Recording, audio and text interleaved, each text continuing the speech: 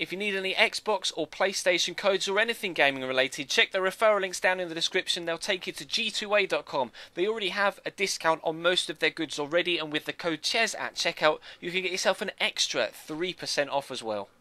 Hey guys, how's it going? Ches back again and welcome to another episode of the Career Mode Road to Glory here on FIFA 15. It's episode number 68 and to be completely honest, I've had a fantastic afternoon, as plenty of you Chelsea fans will have out there. Man City lost and then Chelsea have just gone and won themselves the Capital One Cup. So fantastic afternoon, hoping to have a fantastic evening as well with some good results in this particular series and a good stream in a few minutes time as well. Of course, if you're watching this Sunday evening, I will be streaming FIFA 15 over on twitch.tv in about half an hour's time. Or as of when this video goes live. If you're watching a bit later, then obviously it's not in half an hour's time. I may be streaming right now or I might have finished. But regardless, I am going to be streaming FIFA 15 tonight, so check the links in the description to twitch.tv/Chesnoy Gaming if you want to come and join me over there. But right now, we've got the slight issue of Bolton Wanderers to deal with. Obviously, yesterday we played Walsall, the side that I formerly managed in the Football Manager series, or the Football Manager streams that we've been doing. And we've come up against, in the very next game, Bolton Wanderers, the side where I now find myself in the Football Manager series. So it's quite interesting to see how we get on. Obviously, yesterday we lost to Walsall, as you will have seen if you've seen yesterday's episode. If you missed it, then there is an annotation in the bottom left-hand side of your screen to take you there if you want to check that one out before watching the rest of this one. But of course, feel free to check the channel page for anything you might have missed. But regardless, let's crack on, shall we? I've been talking about everything but what's going on the screen so far in this episode. Half an hour in, David Nugent playing for Bolton strikes the top of the bar. The closest either side have come to this point. Jenkins Chikawida goes on a really nice run, cutting in from the right-hand side. Finds Kwesi on the edge of the box. Good strike. Bogdan can't hold it first time around, but gets a stroke of luck as it pops free, but only goes as far as the Hungarian again. And he's able to gobble it up at the second attempt. So we need to head into the second half and get ourselves in front if we possibly can. Working this opportunity from kickoff, straight from kickoff. Nice little worked move that ends with Kwesi Appiah being played through here. Obviously going to turn onto his favoured right, and a decent finish as well. Makes it 1-0 Cambridge United after 47 minutes. An end-to-end first half with not really too many clear-cut opportunities. And the second half, straight away, we're in with a goal. So obviously I'm going to try and solidify defensively, and I brought on Riku Ring for Ryan Donaldson in that holding role, so I make sure that we could keep Bolton out. Obviously though, they're going to start to have more of the ball if we're going slightly defensive, and you can see they're having an opportunity here, playing the ball up against Mado though, who's on the floor injured, and we get the chance to counter-attack on them. Jay Spearing hitting the ball off his teammate. Kaiseda plays the ball back to Kwesi Appiah, 10 minutes from time, and Kwesi makes it 2. We had gone very defensive.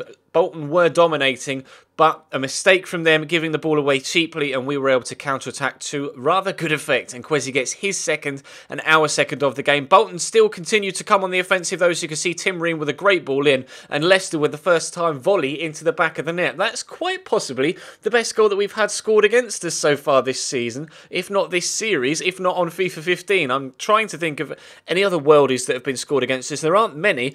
Great ball by Tim Ream though, and the first time volley for a Championship player, Leicester. Bang. Technique is absolutely superb. We've scored some crackers ourselves in FIFA 15, but that's one of the best we've had scored against us. Regardless though, despite the fact it was a fantastic goal, it wasn't enough to get Bolton anything from the game. We do get a 2-1 win away from home at the Reebok, so we're delighted to do so. Actually, I don't even think it's called the Reebok anymore. I can't quite remember. I think there was a change in sponsorship deal for their stadium, but regardless, we're back at the Abbey for a home game. No concerns about what that particular ground is called, and we've got Fabian Caseda and Kwesi Appiah up top again. Couple of changes in the midfield, as you can see. Pinilla, Razor and Jordan Graham into the starting lineup, just to give them some extra first team football, because a few of the players were starting to complain that they weren't playing enough, so I decided to try and ease the tensions in the dressing room by giving some extra appearance time to some of the players that haven't necessarily featured too heavily so far. Coming up against a difficult Middlesbrough side though, obviously with Chelsea loanees Patrick Bamford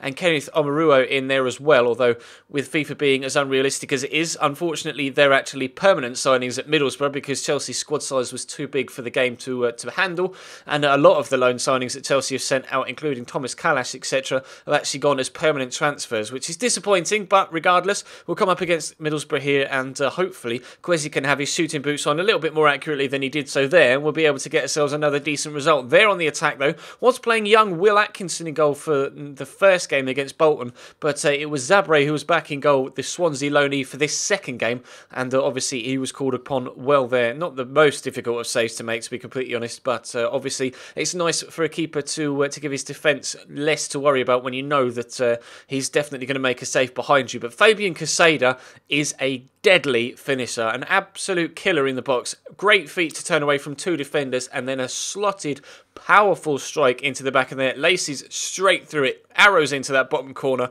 and he's been such a good find for us. He was a free agent as we headed into this third season, and I wasn't too sure whether to bring him in or not. I'm so glad that I did, though. Unfortunately, Kwesi isn't able to make it to just before half-time, and they do eventually clear their lines, Middlesbrough there, and that is how the first half was going to finish. We aren't able to get ourselves a goal straight from kick-off this time around, but Kwesi's played through on the hour mark. Good shot, well saved by Luke Steele, though. Middlesbrough aren't going to be able to get it clear, at least briefly, but Fabian Casada showing that he has the work rate to go along with his deadly killer instinct in front of goal, and continues to put the effort in to get the ball back. Marua gets the ball away initially, but then it's going to drop to Razor. Scored a great volley in yesterday's episode, and that one's not too shabby either. 2-0 on the hour mark, and that makes the game a little bit more easier for us. A little bit more easy for us, a little bit more straightforward. It's just a case of trying to keep the ball away from them and make sure that we have a solid number of solid possession percentage, but even when they did get minimal amounts of chances on goal, they really should be taking them. Max Clayton there missing that one by pulling it wide. So again, I made the defensive changes. Riku Ring coming on for Lucas Razor, and I brought on Harrison Dunk for Jordan Graham out wide to make sure we had some fresh legs to perhaps maybe catch them on the counter-attack, or at least get the ball away from them on that left-hand side. But it's down the right that this chance comes. Kwesi Appiah just doesn't stop. Unfortunately, the initial shot is well blocked, and then the second one comes off the post, and Fabian Casada can't quite scramble it in at the third attempt. And then as we head towards the end of the game again, Middlesbrough on the attack, and I was hoping that I was going to be able to keep a clean sheet, similar to how we weren't able to do in the Bolton game, but this time Zabre, not Will Atkinson, in goal, and this time Zabre keeps the clean sheet, whereas Will Atkinson didn't. But that's fair enough. Will Atkinson is only 57 rated, and it was a worldie of a goal that Bolton scored to deny him his clean sheet in the final few minutes. So a 2-1 win and a 2-0 win lead us into this third game away from home against Wigan at the DW. A lot of northern sides being played today, obviously. Bolton, Wigan in the same area of the country, and obviously Middlesbrough in the northeast, although they were travelling to us. Wigan are a side that we played recently in the Liverpool series as well, and they actually gave me an incredible game. It was only thanks to the influence of Isco off the bench in that game that we were actually able to get ourselves a 3-3 draw. So we knew the threats that Wigan faced in this particular game. The question was, could we match them better than we did with Liverpool here with Cambridge United? I wasn't as confident as I would have been in the Liverpool series, but as you can see, Kwesi and Casada continue up top. Bogo in at the back, as well as Morozo and Josh Coulson and Greg Taylor actually in at left back as well. But Kwesi steals the ball off and threads through Fabian Casada, and we're actually used to seeing him score a lot better than that, or at least finish a lot better than that, and get it into the back of the net. Unfortunately, not quite able to do so just there, firing well wide. But Tavernier is on the attack for Wigan, and Forshaw is actually going to eventually get the ball into the box, and it's going to be a rather strange effort. Espinoza is the man that eventually gets it in. Forshaw gets himself into the box. That's quite a peculiar goal. We had the worldie against Bolton that was scored against us, and this one's something completely different. The backwards header is something that completely perplexed me, and I think it caught the keeper out as well. You see Bogo diving for it, a late reaction, and then somehow manages to squeeze it into the near post as well, Forshaw. So we're 1-0 down. It's a situation we're not quite familiar with playing in the Championship this season, but Forshaw's going to continue the Wigan pressure here, playing a nice 1-2 with McManaman. Espinoza is eventually going to shrug off the challenges and then get it back from McCann, and he will have the eventual shot, but it does go high and wide. So into the second half we go, behind rather than in front for the first time in a while. And obviously, we want to try and get ourselves back on level terms as soon as we possibly can. Lovely ball through here, and then Kwesi Appiah and Fabian Casada have so much space to try and sort an effort. Casada races away, but it's a good save down low by Nichols. Casada trying to squeeze it in at that near post, and the goalkeeper denies him that. But Wigan still continuing to come forward, still threatening. Callum McManaman breaking forward on the right-hand side. Dances past a couple of challenges. A third one, and then brushes off the fourth from the defender. Delort finds Espinoza, and that is a really tidy finish from him to make it Wigan 2, Cambridge United 0. And we're not used to being 1-0 down, let alone 2-0 down, but it has seemed to become a bit of a pattern recently. We went ages undefeated, and then if you remember, at the end of the past 2 episodes, we've lost a game in the 3rd game of the episode, and this is the 3rd episode in a row. In the 3rd game of the episode, we're actually going to lose a game, so it's quite disappointing.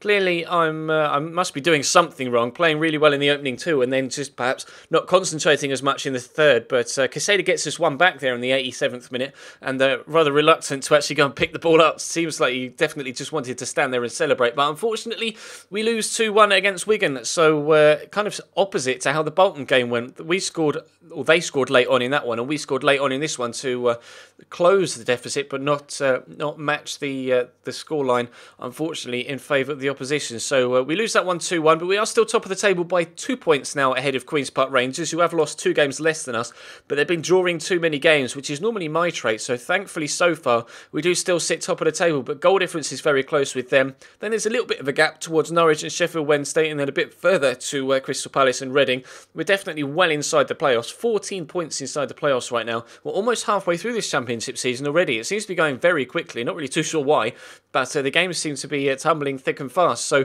who knows whether we'll be able to keep it up to the end of the season and get ourselves into the Barclays Premier League. I'm hoping so, and a nice cup run would go along very nicely as well to try and raise some extra funds for the January transfer window, which actually isn't that far away from us now.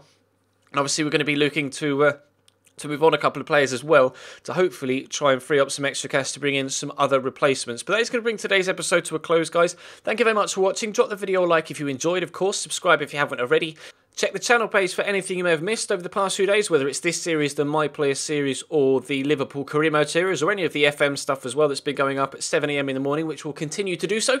But that is going to bring today's video to a close. Thank you very much for watching, and hopefully I'll see you in the stream in a few minutes' time.